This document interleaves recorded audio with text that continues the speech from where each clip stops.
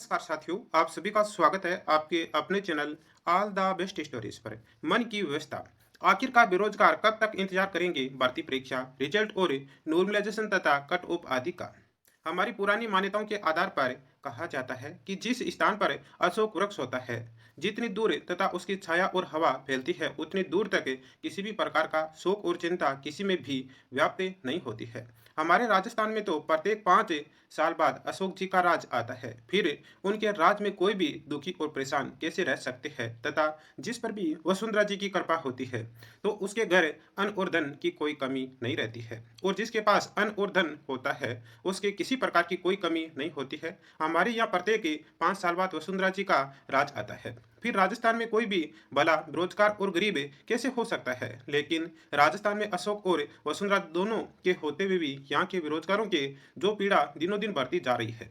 कम होने का नाम ही नहीं ले रही है। अगर ऐसे ही बेरोजगारों की परेशानी बढ़ती गई तो उनकी कौन सुनेगा। जिस प्रकार से राजस्थान में थर्ड ग्रेड अध्यापक भर्ती का प्रत्येक 5 वर्ष से भर्ती नियम बदलकर भर्ती को सरल बनाने की बजाय दिनों दिन कठिन ही बनाया जा रहा है, और राजस्थान में काफी लंबे समय से यह नियम शाही हो गया है कि 5 साल एक पार्टी की और 5 साल दूसरी पार्टी की सरकार बनती आ रही है। फिर भी थर्ड ग्रेड अध्यापक भर्ती परीक्षा के लिए किसी भी सरकार ने एक ठोस नियम बनाकर एक परीक्षा के आधार पर हमेशा भर्ती कराने का स्थायी नियम लागू नहीं किया है। अशोक गहलोत जी की सरकार में 2012-13 में कई अभ्यर्थी आरटेट अध्यापक पात्रता परीक्षा पास नहीं कर पाने के कारण अध्यापक भर्ती परीक्षा में बैठने से वंचित रह गए थे। आगे वसुंधरा जी की सरकार आई तो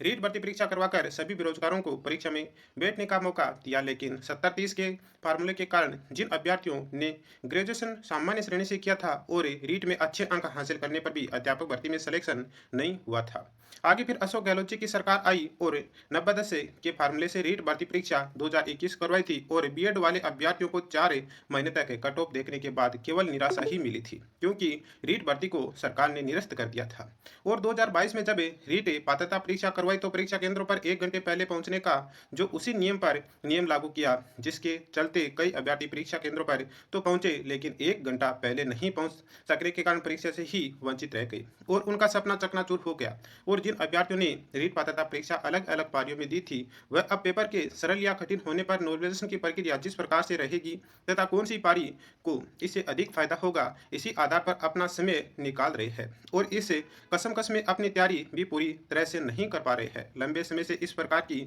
लोगों की मनोदशा देखकर कबीरदास जी का वह दुआ याद आ गया। चलती चक्की देख के दिया कबीरा रोई, दो पाटन के बीच में साबुत बचा न कोई। ये दोहा वर्तमान में बेरोजगारों ऊपर चरितार्थ हो रहा है। कबीरदास जी ने जब चलती हुई चक्की को देखा तो रोने लगे कि इस चक्की के दो पाटों के बीच से जो निकलता है वो साबुत कोई नहीं बचता है, चाहे कितना भी कठोर अनाज क्यों न हो, वह भी पीसकर आटा बन जाता है। सरकारें कहीं महीने फॉर्म भरवाने में और परीक्षा करवाने में निकाल देती है, और परीक्षा होने के बाद कई परीक्षा पेपर लीक और नकल गिरोहे की भेंट चढ़ने के कारण निरस्त हो जाती है, और बेरोजगारों का कीमती समय उसकी भेंट में व्यर्थ ही चला जाता है और उनका भविष्य इसी अधर धुल बेकार होता जाता है तथा